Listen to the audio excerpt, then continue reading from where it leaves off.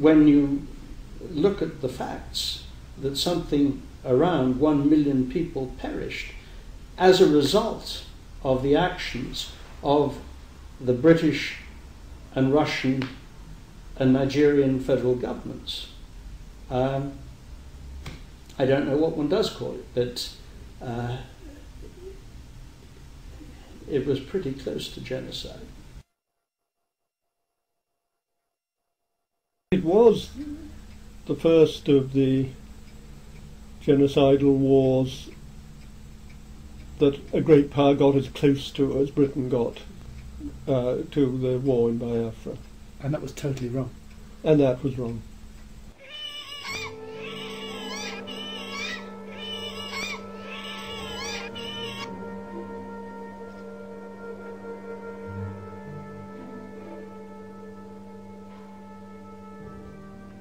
Over 1 million Igbos, Biafrans, all British Commonwealth citizens, died in the Nigeria-Biafra civil war. Today, more than 30 years later, questions remain. Was it genocide? Was it backed by the British government, willingly or unwillingly?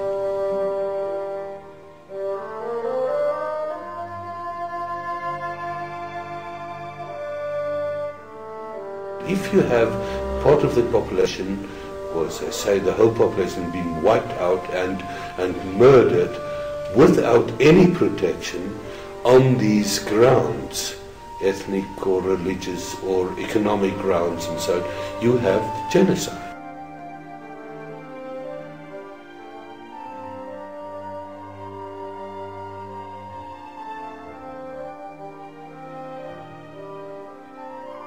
The Nigeria-Biafra civil war was also the first media famine.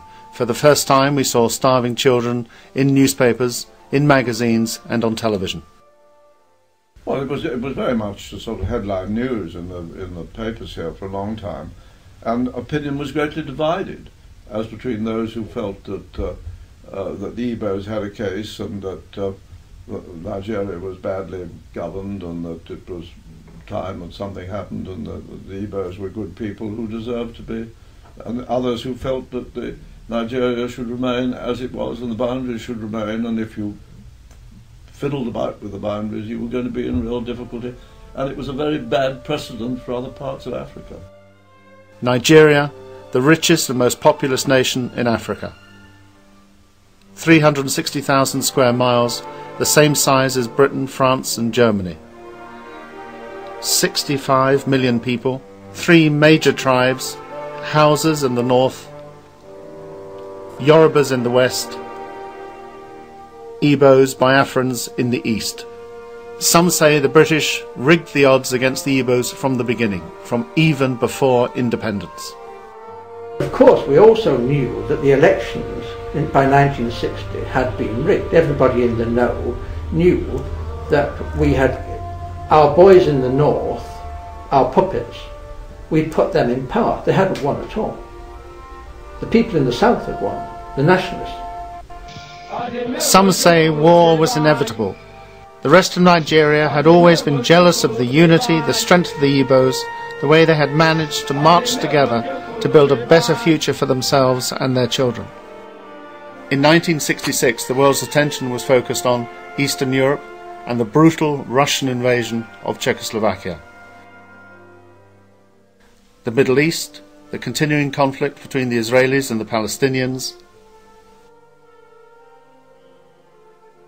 Southeast Asia, the American war in Vietnam and all its horrors. But throughout Nigeria, up to 30,000 Igbos were being attacked and brutally murdered because they were Igbos. It's those who want us to lose the war in Vietnam. It's militants, activists, revolutionaries, anarchists and communists. That's who it is. To the international community, it was just another African conflict. They didn't want to get involved. There was no concern of theirs. They looked the other way. They had other things on their plate. I would say that there is a difference between when a man belonging to a rich country dies and when a man belonging to a poor country dies. Not necessarily black men, because you can have the same problem somewhere in Asia. No, I believe that the United Nations, the international community, is still dominated by a very Europocentric attitude. Tuesday, May 30, 1967. Enough was enough. The Igbos, alone, isolated, ignored, declared their independence. Their leader was Lieutenant Colonel Ojukwu. The supreme commander and head of the military regime in Nigeria was Lieutenant Colonel Gowan. Both men had been educated and trained in Britain.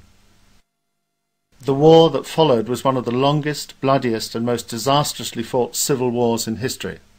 In just 3 years they used more small arms ammunition than was used by British forces during the whole of the Second World War. The casualties were horrifying. The war was also unlike any other civil war in modern history. The Nigerian government, backed by the British, regularly and deliberately strafed and bombed civilian targets. I saw 10 deliberate bombing attacks on the civilian population, either hospitals or marketplaces, and with no question of any military target being in the vicinity. At precisely 1:30 every day they come over the town as the marketplace is full, as patients are sitting out on the lawns at hospitals. Here comes the next one. He's just above the mission now. I looked up and I heard the explosion. The convent was still there, but then towards the school there was a cloud of smoke rising up to the sky. The children's ward was the worst. Children's ward got a rocket right through the roof. There was a mother and child killed in bed, and another child was killed in another ward, and another child was cut in half up behind the kitchen. Why it was deliberate, they finished an operation, the next 3 hours they come back again. So you could see that kind of thing for 3 days or 4 days.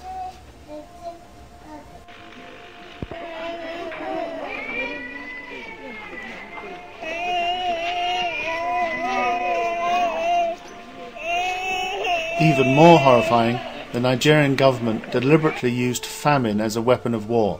The name Harold Wilson became a curse. Starvation was known as the Harold Wilson syndrome.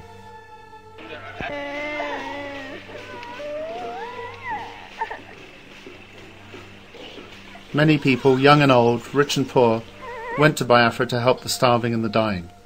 One of the youngest, the most famous, the most glamorous was Princess Cecile de Bourbon-Parma, sister to one of the pretenders to the Spanish throne. She told a committee of the US Senate what she saw. On the committee was Senator Edward Kennedy. I told him how I have been going out of the Biafra, and that one of the last nights I was with the children and the plane was not coming.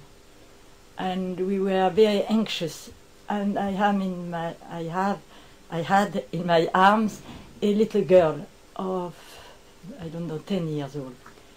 And she was very anxious herself to see if the plane would come and save her.